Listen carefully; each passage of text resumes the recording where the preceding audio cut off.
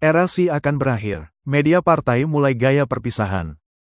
Sebuah pergeseran propaganda yang mencolok baru-baru ini muncul dalam penggambaran media negara China terhadap pemimpin PKC, Xi Jinping. Nada sekarang menyerupai narasi perpisahan, dengan liputan partai menjauhkan diri dari Xi yang pernah dianggap sebagai pemimpin yang maha kuasa. Dia semakin dipandang sebagai jenderal tanpa pasukan. Sekutu terpercayanya, yang secara kolektif dikenal sebagai faksi Xi, sedang dibersihkan satu demi satu. Bahkan putra dari orang kepercayaan dekatnya, Lua, dilaporkan telah ditahan, menggarisbawahi ketidakmampuan Xi untuk melindungi lingkaran dalamnya dan menimbulkan pertanyaan tentang stabilitas posisinya sendiri. Pada tanggal 31 Maret siaran berita utama PKC, Xinwen Linbore, melaporkan bahwa Politbiro mengadakan pertemuan untuk meninjau dua item utama, peraturan baru tentang pengawasan lingkungan dan laporan ringkasan tentang putaran keempat inspeksi disipliner oleh Komite Sentral ke-20. Laporan tersebut menyatakan Xi memimpin pertemuan tersebut, tetapi yang mencolok, tidak ada satupun gambar atau klip video Xi yang ditampilkan, sebuah kelalaian yang sangat langka untuk pemimpin tertinggi partai. Segmen kedua hari itu, berjudul, Beijing sepenuhnya berkomitmen untuk membangun pusat inovasi teknologi internasional, menyoroti keterlibatan Xi dalam memajukan inovasi ilmiah. Namun, rekaman yang ditampilkan berasal dari tahun 2023, bukan dari penampilan terbaru. Pada tanggal 4 April media negara merilis foto dan video Xi menghadiri upacara penanaman pohon. Rambutnya yang beruban, energi rendah, dan langkah goyah terlihat jelas.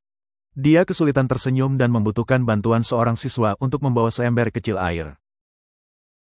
Pengamat percaya media negara sengaja memamerkan kerapuhan fisik Xi untuk menandakan potensi transisi kepemimpinan. Komentator Chin Pokong, berbicara di saluran pribadinya di Amerika Utara, menyatakan Xi sebagian besar absen dari acara publik, namun surat kabar yang dikelola negara terus mempromosikan pemikiran Xi Jinping dengan lantang. Fokus berlebihan ini terasa lebih seperti retrospeksi atau perpisahan.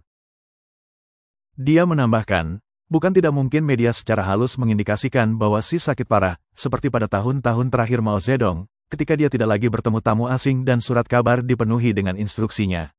Itu adalah pendahuluan kematian Mao, lanjut Chin. Kita mungkin menyaksikan kepergian politik Xi, dengan sesi pleno keempat yang mungkin akan segera terjadi, dan faksi partai dan militer sudah disejajarkan kembali. Xi telah kehilangan kendali nyata atas personel dan urusan militer. Dia hanya mempertahankan gelar tingkat permukaan, sekretaris jenderal, presiden, dan ketua komisi militer pusat. Pola media saat ini mungkin merupakan perpisahan yang diperhitungkan, memberikan wajah kepadanya, meninjau kembali slogannya untuk terakhir kalinya. Dia menganjurkan modernisasi, China mengalami kemunduran. Dia berbicara tentang reformasi ekonomi runtuh. Dia mendorong kebangkitan budaya, sekarang industri budaya menurun. Rasanya seperti tinjauan akhir dari warisan Xi, dimaksudkan untuk menghiburnya di ranjang sakitnya. Sementara itu, laporan terus muncul tentang pejabat militer berpangkat tinggi dan pejabat pemerintah yang dipilih sendiri oleh Xi sedang diselidiki atau ditangkap. Analis mengatakan segitiga besi militer yang diatur dengan hati-hati oleh Xi telah hancur, membuatnya kehilangan komando nyata. Pada tanggal 8 April komentator independen Tai Xianquan menyatakan di saluran media pribadinya bahwa kampanye anti-korupsi militer China telah memasuki fase kedua. Awalnya, pengawasan menargetkan Wakil Ketua Komisi Militer Pusat, Su Qiliang, karena banyak orang yang terlibat adalah mantan bawahannya, tetapi sejak April tahun 2024, pembersihan telah jelas mengalihkan fokus ke sekutu terpercaya Xi sendiri.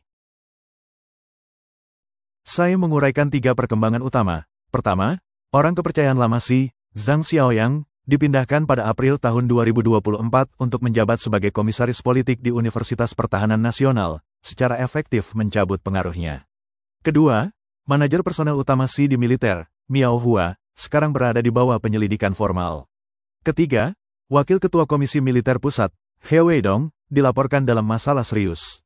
Bahkan jika tidak ada tuduhan besar yang dikonfirmasi, pengembalian jabatan dipandang sangat tidak mungkin. Saya menyimpulkan bahwa ketiga tokoh ini, Zhang, Miao, dan He, merupakan segitiga besi militer inti Xi. Penghapusan atau marginalisasi mereka merupakan pembongkaran langsung basis kekuatan militer Xi. Komentator Li Linyi menggemakan pandangan ini dalam sebuah wawancara dengan Epoch Times, menyatakan bahwa begitu Miao jatuh, segitiga itu runtuh, terlepas dari status He Weidong.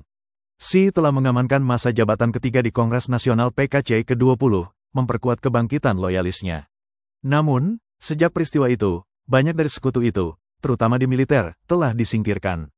Seluruh jajaran di pasukan roket, pasukan dukungan strategis, dan Departemen Pengembangan Peralatan telah dibersihkan, termasuk tokoh senior dari kompleks industri militer China. Di antara mereka yang digulingkan adalah mantan Menteri Pertahanan Wei Fenghe dan Li Shangfu, Komandan Polisi Bersenjata Wang Chuning, Komandan Pasukan Roket yang baru diangkat Wang Houbin, Komandan Teater Timur Lin Xiangyang, Komisaris Politik Angkatan Laut Yuan Huaji, dan mantan Komisaris Politik Angkatan Darat Qin Shengxiang.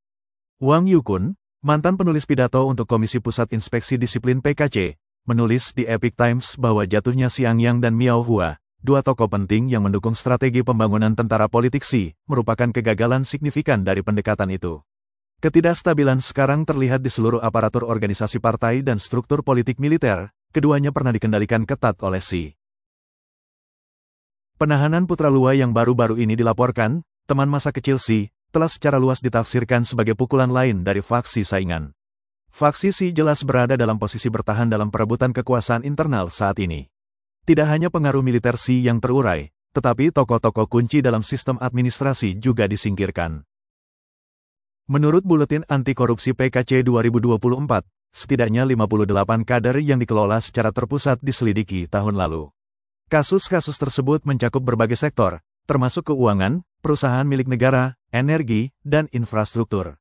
Namun, analis China memperingatkan bahwa PKC sendiri adalah tempat berkembang biaknya korupsi. Tanpa reformasi politik sistemik, pengawasan independen, dan pemeriksaan kekuasaan, kampanye anti korupsi apapun akan tetap bersifat performatif. Selama PKC tetap ada, korupsi tidak akan berakhir.